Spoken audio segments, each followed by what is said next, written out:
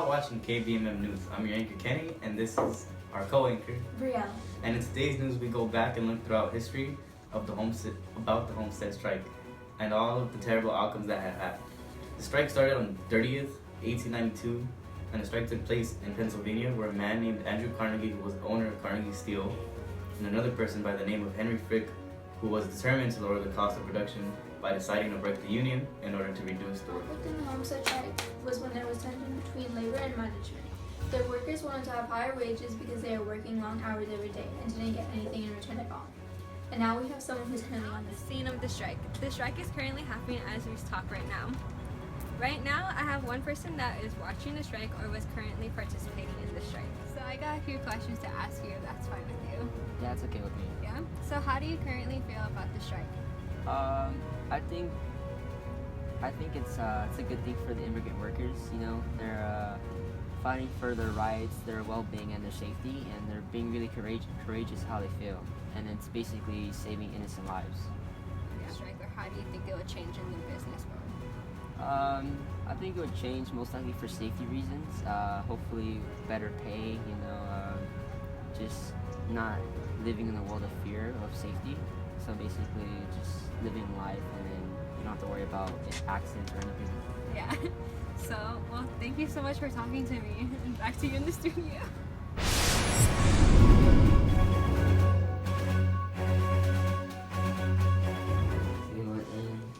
Now with breaking news, we have a story about an investigation going on that we are looking into.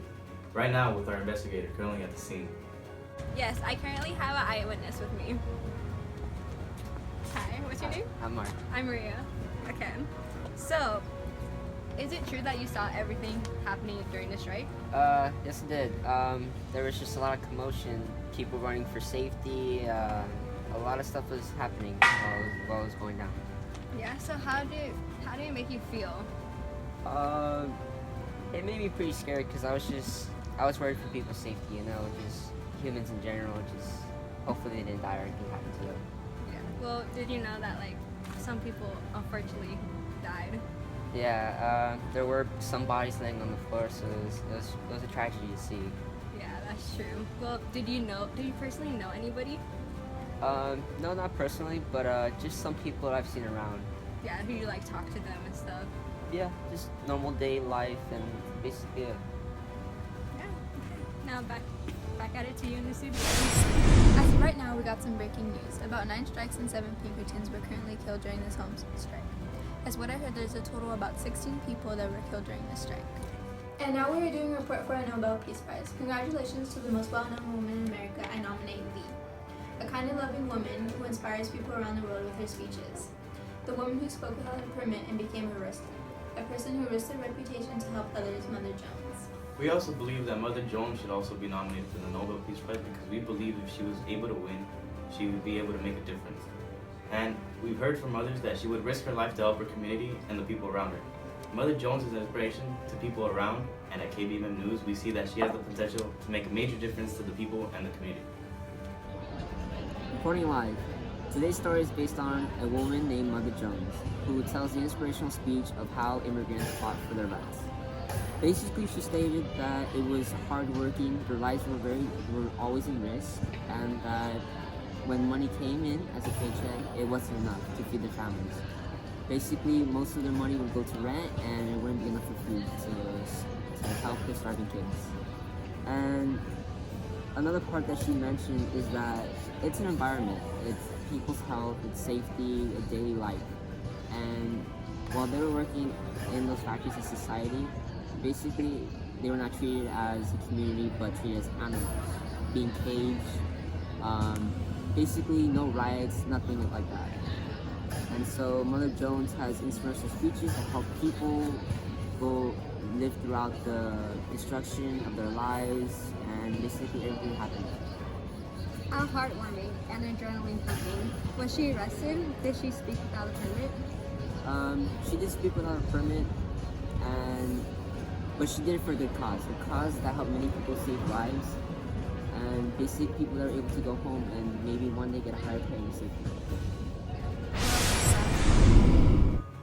We are now going to try out our new segment called Personal Narrative.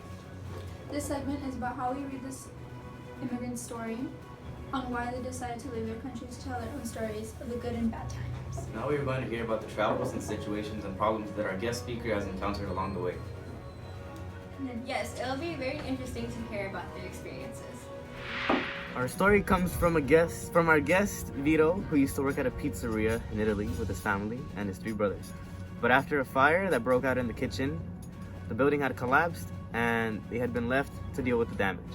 Since the pizzeria was their only source of income, Vito decided to make a decision to move to America and start a new life, and send money back to his mother to help with the rent and rebuild a new smaller pizzeria. Vito's journey to America was a difficult one, considering that he had to take a boat with many other people in search for a better future.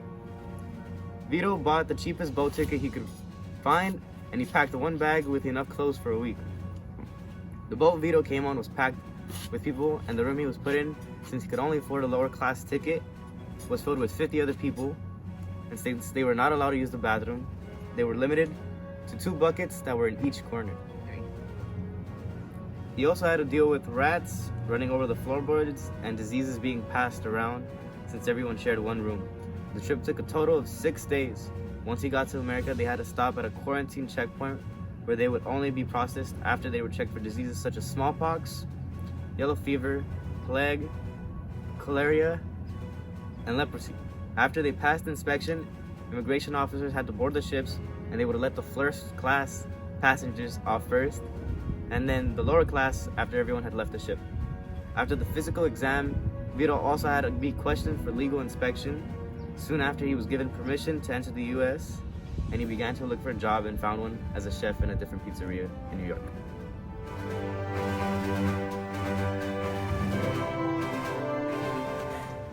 Okay, ready? Mama, camera. We good? It started Okay. Okay. So, Wanted to have higher wages because they're working long hours.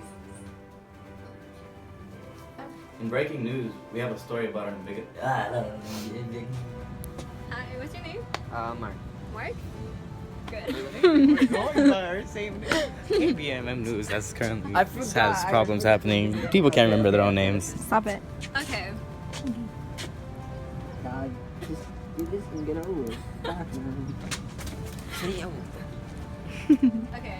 Ready? You guys ready? No, I did not. Not. This is why we record everything.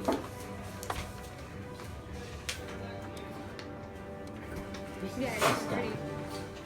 Okay, is it rolling? Oh, I thought it was you.